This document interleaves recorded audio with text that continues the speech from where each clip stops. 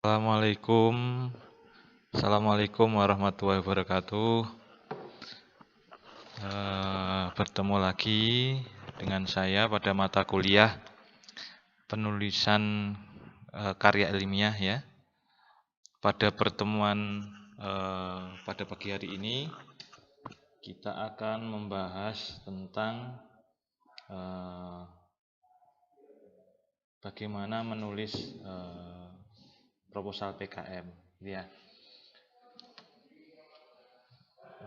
Nah, menulis proposal PKM ini nanti menjadi salah satu luaran wajib dari mata kuliah ini.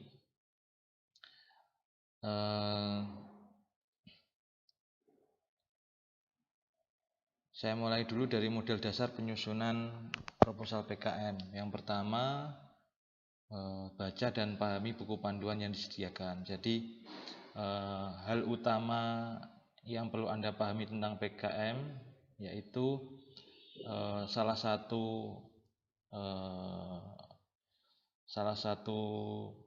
seleksi yang sangat penting yaitu seleksi administrasi.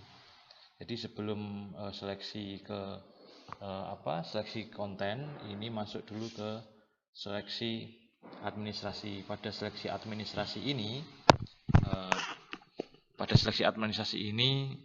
yang diseleksi dilihat dari kesesuaian dengan buku panduan begitu. Jadi kalau misalkan halaman sampulnya tidak sesuai begitu, kemudian sistematikanya tidak sesuai, pasti meskipun proposal Anda bagus, pasti tidak akan bisa lolos begitu. Kemudian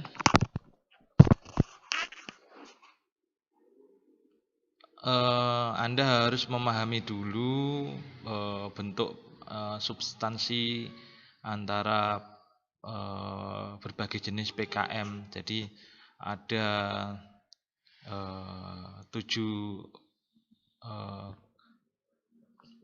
ada 5 PKM yang sifatnya pendanaan, yaitu PKM wirausahaan, PKM penerapan teknologi, PKM penelitian, kemudian PKM pengabdian masyarakat, kemudian apa tadi? Baru 4 ya. Kewirausahaan, PKM kewirausahaan, PKM penelitian, PKM penerapan teknologi, PKM itu ya, pengabdian pada masyarakat, dan yang satu agak lupa saya. Nah, itu Anda harus memahami dulu bahwa itu berbeda-beda begitu.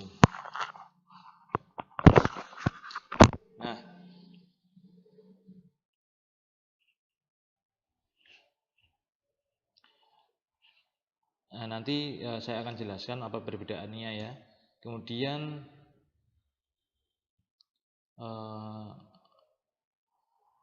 Anda harus memahami tentang apa yang diizinkan dan tidak diizinkan. Misalkan jumlah halaman, sumber penulisan. Nah, ini kan biasanya jumlah halamannya dibatasi ya. Biasanya 10 halaman maksimal.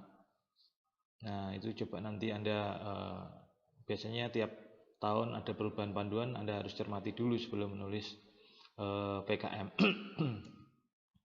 Kemudian kelengkapan apa yang harus disertakan. Misalkan kalau PKM pengabdian masyarakat itu misalkan harus menyertakan kesediaan mitra. Nah, itu menjadi salah satu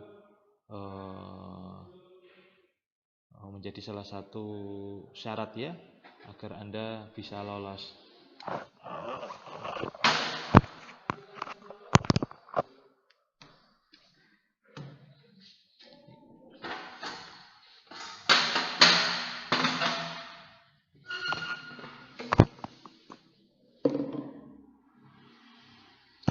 Ya.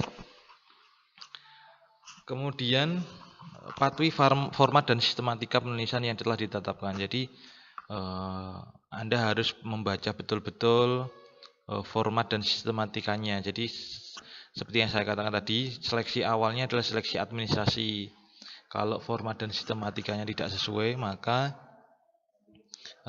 Anda pasti akan gagal di sana di seleksi administrasi. Kemudian sistematika proposal PKM ini umumnya ya garis besarnya ini ya, tapi nanti biasanya untuk beberapa jenis PKM ada yang berbeda. Nanti dicermati saja untuk tiap bagiannya di panduannya. Yang pertama judul program, halaman judul ya, kemudian latar belakang, perumusan masalah. Ini sekali lagi ini bukan format sistematikanya ya, tapi ini sistematika umum gitu ya. Tentu nanti harus ada misalkan lembar pengesahan dan lain sebagainya. Ini tidak disebutkan di sini, tapi ini yang pokok-pokoknya, yang dalam isinya.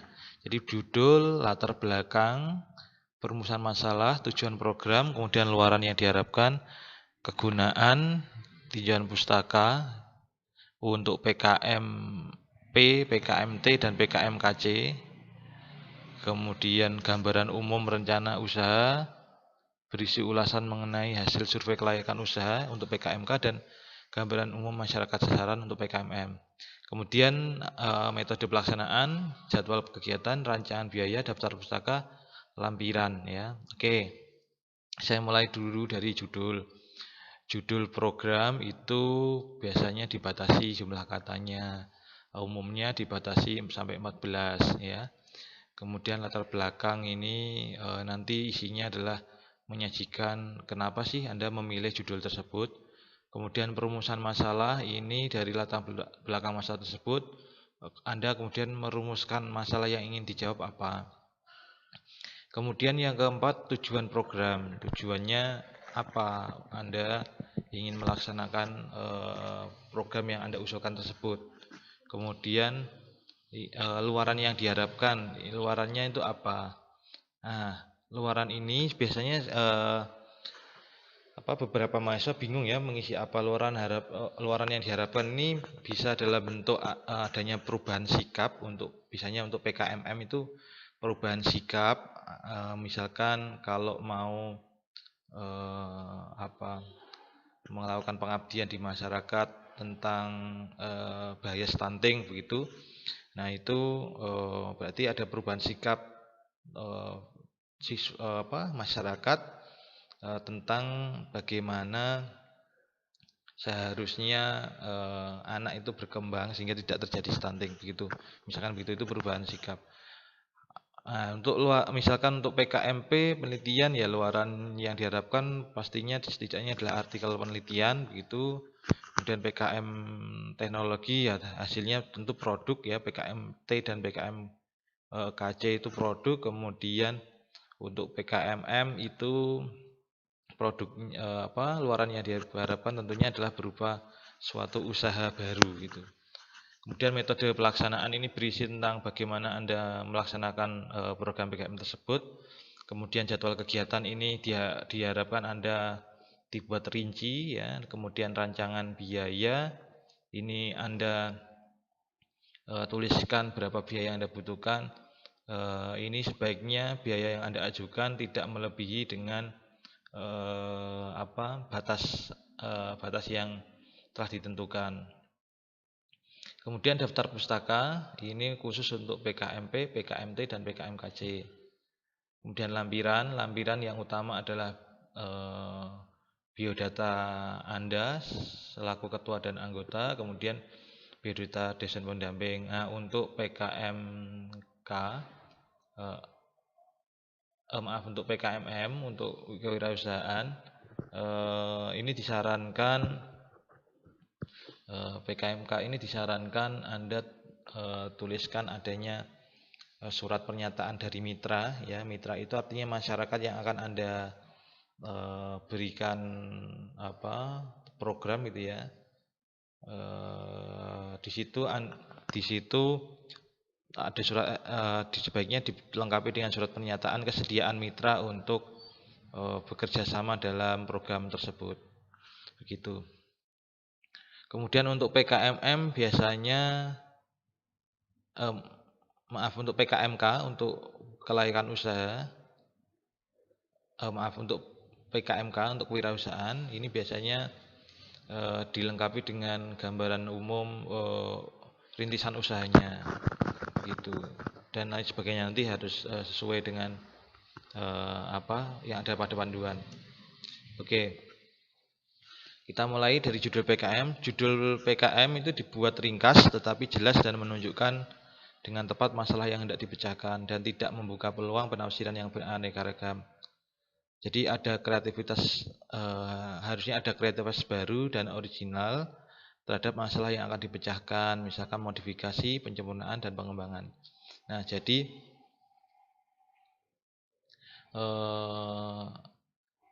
judul itu dibuat yang menarik gitu ya, menunjukkan adanya hal baru dan disesuaikan dengan tren yang sedang berkembang. Misalkan saat ini era pandemi begitu, maka judul-judulnya ya dikaitkan dengan pandemi gitu ya.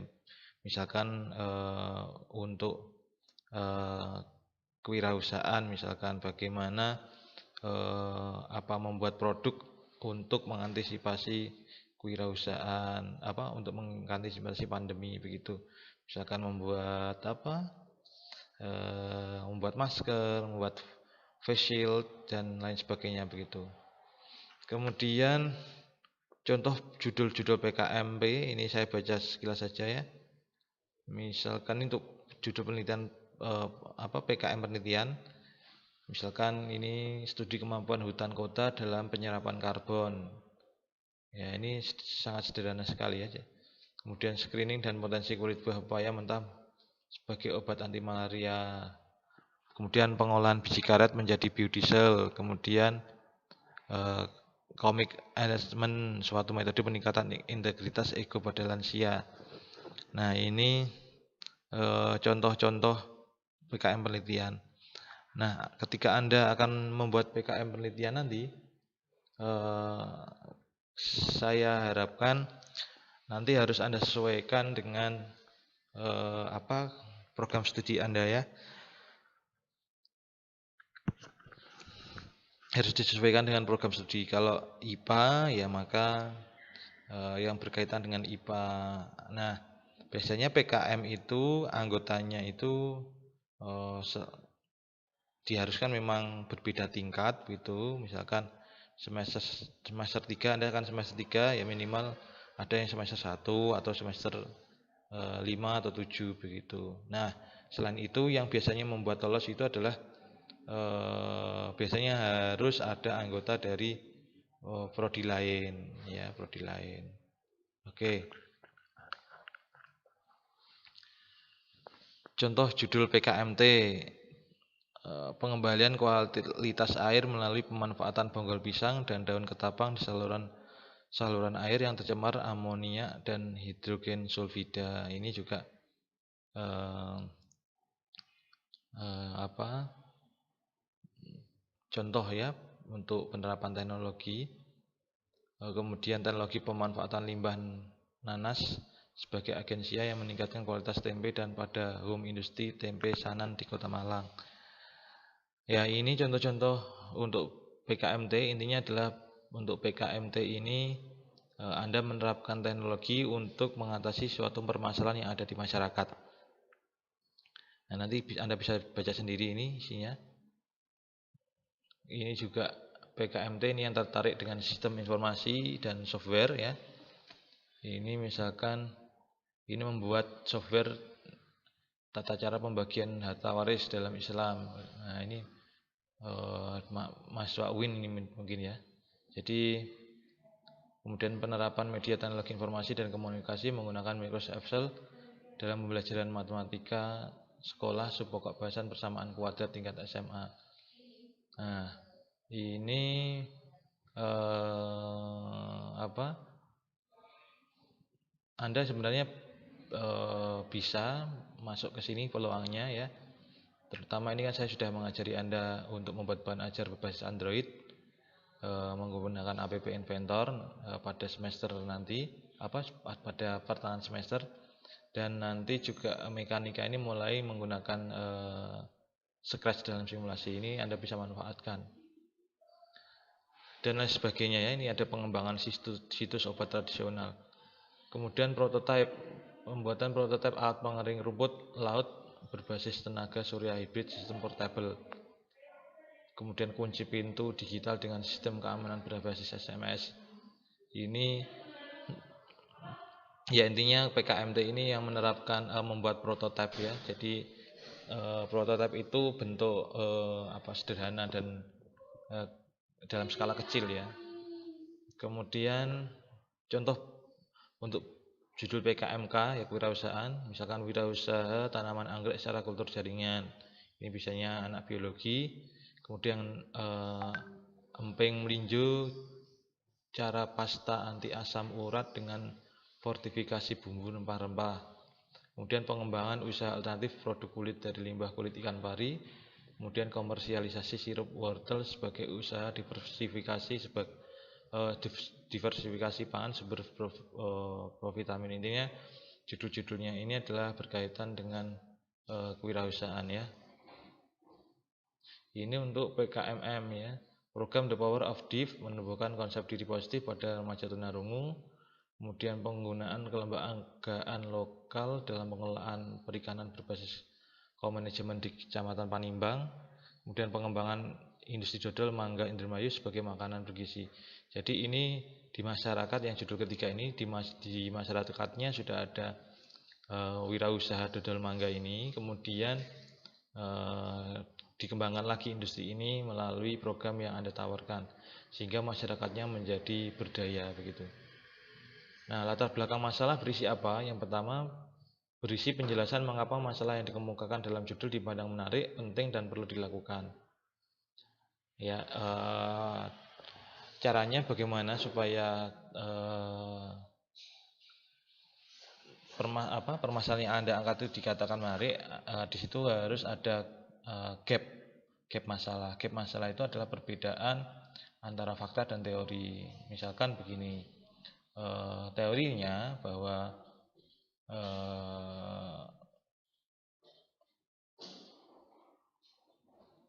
mulai dari saya ulangi lagi ya. Mulai dari faktanya kulit pisang di desa A begitu ya. Itu karena di sana mengolah keripik pisang, jadi limbah kulit pisangnya itu hanya dibuang, tidak dimanfaatkan. Padahal menurut teori ya, berdasarkan teori itu kulit pisang itu mengandung beberapa zat yang bisa dimanfaatkan untuk sesuatu begitu. Nah, itu di situ kan ada gap ya, yaitu di mana sebenarnya faktanya itu kulit pisang dibuang, tapi teorinya itu bisa dimanfaatkan. Jadi di situ ada gap, ada perbedaan. Sesuatu yang bisa dimanfaatkan malah dibuang. Itu kan sesuatu yang menimbulkan gap gitu ya, gap masalah. Nah, seperti itu. Jadi yang terpenting adalah Anda harus menemukan gap masalahnya dulu. Kemudian khusus PKMK, uraikan proses dalam mengidentifikasi peluang usaha. Kalau PKMK itu Anda tuliskan di latar belakang posisi usaha yang akan Anda lakukan itu bagaimana? Sudah banyakkah atau belum ada? Ya. Kalau sudah banyak, maka hal baru apa yang Anda tawarkan sehingga kemungkinan usaha Anda akan berjalan, gitu, akan laku. Oke. Kemudian PKMP dan PKMT dengan merujuk dari berbagai sumber pustaka, pandangan singkat dari para penulis atau peneliti lain yang pernah melakukan pembahasan topik terkait. Jadi ya intinya tadi ya, ada fakta, ada fakta, ada teori, gitu ya. Nah, fakta dan teorinya ini didapatkan dari mana ya? Harus mensitasi atau merujuk, ya, merujuk dari penelitian yang ada sebelumnya, bisa dari skripsi, tesis, disertasi, atau artikel jurnal, begitu. Kemudian gambarkan secara kuantitatif potret, profil, dan kondisi kelayakan sasaran yang akan dilibatkan untuk kegiatan PKMT dan PKMK maupun PKMM. Jadi untuk PKM teknologi, PKM kewirausahaan, dan PKM masyarakat,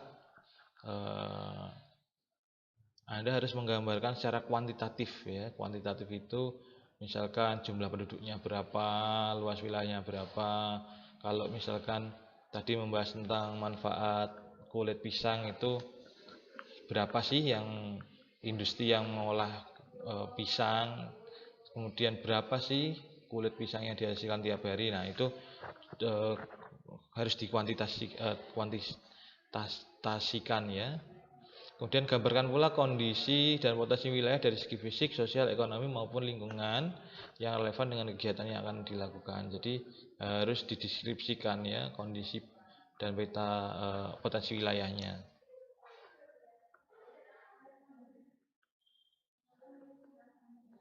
Ini contoh latar belakang PKMP bahwa penyakit diabetes mellitus itu sering terjadi berbagai komplikasi. Kemudian dia prevalensinya tinggi ya. Pengobatannya mahal. Kemudian dia juga seumur hidup gitu. Maka salah satu solusinya adalah pengobatan alternatif. Ya, pengobatan alternatifnya apa? Pakai daun jewet. Kenapa kok daun jewet? Dia dikenal masyarakat, murah, mudah didapat. Kemudian bagaimanakah efeknya? Apakah aman? Sejauh mana daun jewet itu mampu menurunkan komplikasi ya. Nah, maka perlu diuji cobakan dengan uji keaktifan ekstrak daun jewet untuk menurunkan glukosa darah tikus. Nah, kemudian ini dilakukan pengolahan sederhana. Perumusan masalah memuat intisari dari latar belakang masalah, dirumuskan dalam beberapa kalimat tergantung dari pernyataan-pernyataan yang disebutkan dalam latar belakang masalah. Biasanya dalam merumuskan masalah dapat dipergunakan kata-kata tanya, apa, bagaimana, mengapa, dan lain-lain. Ya, intinya untuk perumusan masalah ini di situ Anda tuliskan permasalahan apa sih yang sebenarnya ingin Anda jawab gitu. Kalau misalkan untuk kasus ini pertanyaan permasalahannya adalah bagaimanakah keefektifan atau keaktifan ekstrak daun jewet untuk menurunkan glukosa darah tikus, gitu pertanyaannya.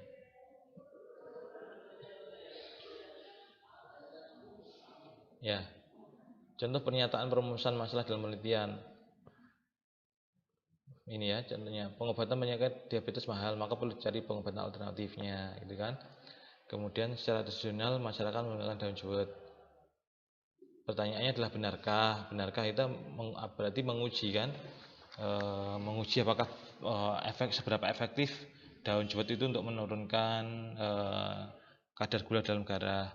Terus bagaimana kok bisa dia menurunkan kadar darah? Kemudian amankah ya? Aman, apakah aman? Ini perlu diuji di laboratorium. Kemudian perlu diteliti apakah daun jewet dapat menurunkan gula darah. Kemudian menguji ekstrak daun jewet untuk menurunkan gula darah. Nah, tujuan ini memuat hal-hal yang ingin dicapai dalam kegiatan PKM. Nah, nyatakan secara tepat, jelas, dan ringkas. Nah, ini kalau permasalahannya satu, ya tujuannya satu. Ini harus antara permasalahan, tujuan, dan kesimpulan itu harus saling berkaitan ya, saling berkaitan. Kalau permasalahannya satu, ya tujuannya satu, maka nanti kesimpulannya satu. Jadi antar masalah, tujuan, dan kesimpulan harus satu dalam satu garis lurus itu. Kemudian contoh pernyataan singkat mengenai tujuan program: menjajaki, menguraikan, menerangkan, membuktikan, menerapkan, membuktikan. Nah, ini tujuannya tadi ya, membuktikan ekstrak daun jewet dapat menurunkan gula darah. Luaran yang diharapkan, ya, nyatakan secara jelas luaran yang diharapkan. Ya, kemudian lihat tabel kriteria PKM di pedoman PKM. Jadi luaran yang diharapkan apa? Kalau PKMP ya, maka luaran yang diharapkan kan berupa artikel ya tentang bagaimana efektivitas daun jewet untuk menurunkan gula darah.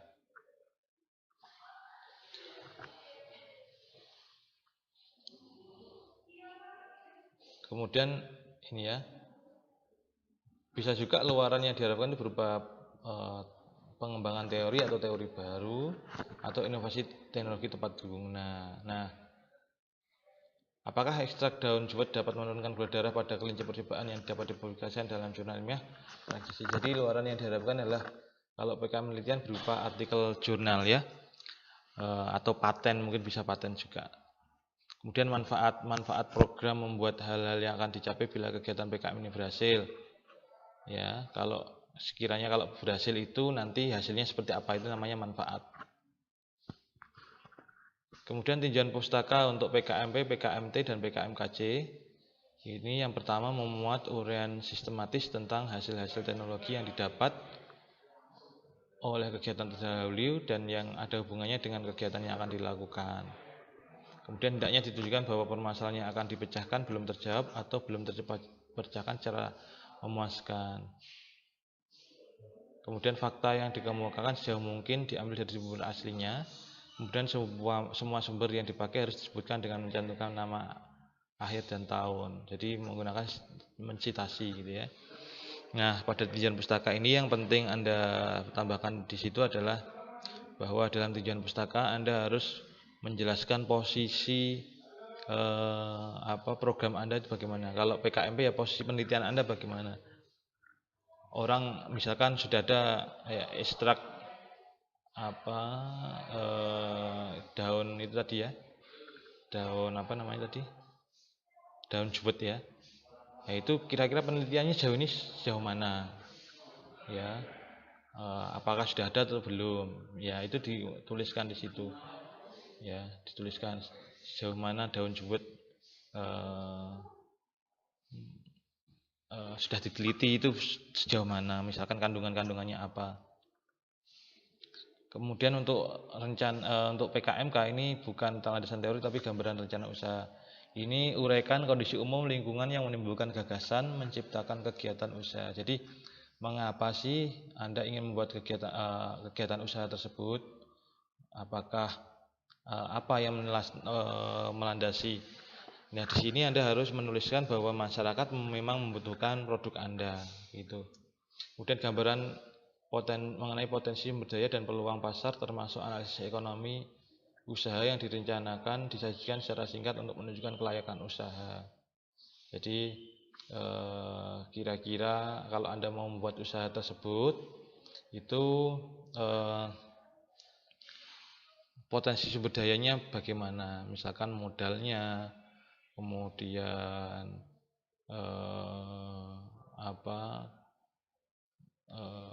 peluang usahanya, seperti kira-kira nanti pasar meresponnya bagaimana. Nah, ini sebaiknya Anda akan tunjukkan bahwa dalam pasar itu produk Anda itu masih kosong begitu ya, belum ada produk yang seperti itu. Kemudian gambaran usaha yang direncanakan harus menjanjikan perolehan profit untuk menjamin peluang keberlanjutan usaha. Jadi di situ Anda tuliskan bahwa nanti usaha yang Anda akan ajukan itu akan menghasilkan keuntungan gitu. Kemudian gambaran umum masyarakat sasaran untuk PKMM ini penjelasan mengenai kondisi masyarakat sasaran yang akan menerima kegiatan pengabdian harus diberikan secara konkret ya. Mulai Anda tuliskan potensi masyarakatnya, kemudian kondisi masyarakatnya yang terkait dengan masalah tadi. Misalkan yang berkaitan dengan limbah pisang tadi ya Anda jelaskan di situ. Berapa toh jumlah orang yang melaksanakan usaha dengan bahan baku pisang ya, jangan-jangan hanya sedikit saja, sehingga kalau sedikit gitu kan artinya tidak bisa dikembangkan kan usaha tersebut di masyarakat. Kemudian uraian permasalahan yang dihadapi masyarakat yang membutuhkan bantuan pemecahannya. Jadi permasalahannya apa? Kalau masalah kan misalkan permasalahannya banyak limbah kulit pisang yang tidak diolah sehingga menimbulkan bau busuk, misalkan seperti itu.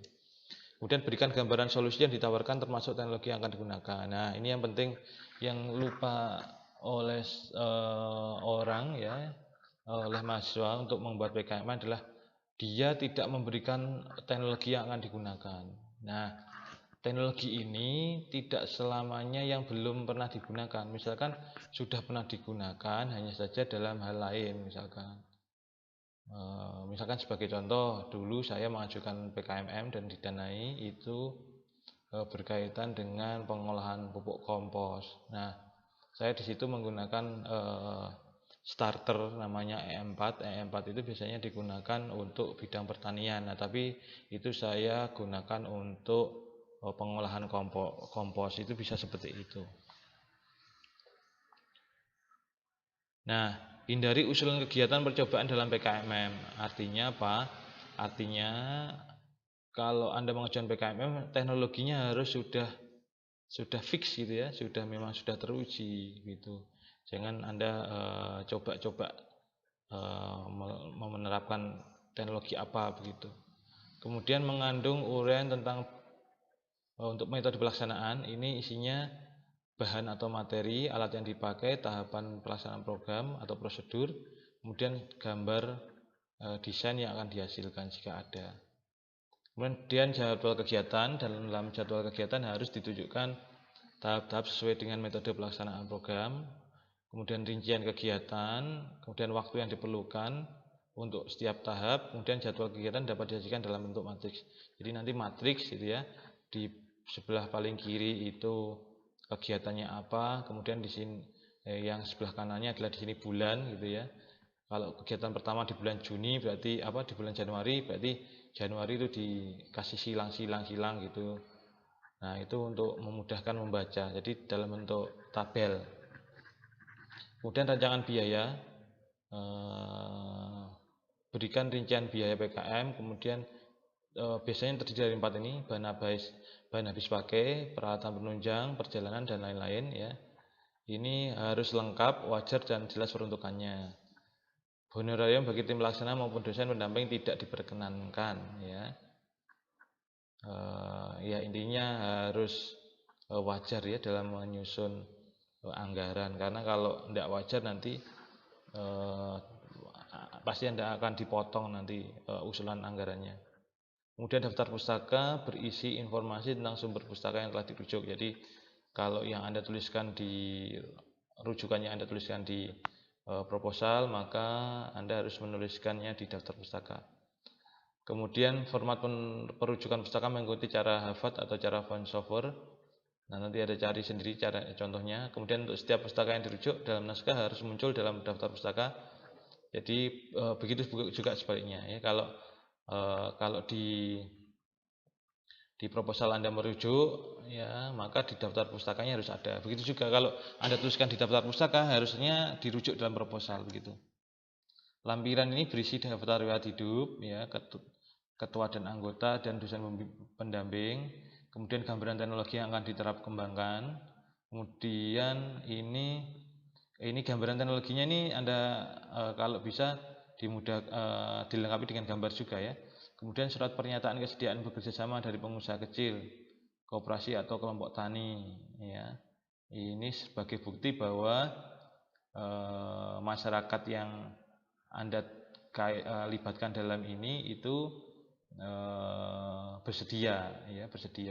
Artinya sudah ada pembicaraan, itu menunjukkan bahwa Anda sudah melaksanakan analisis masalahnya terlebih dahulu.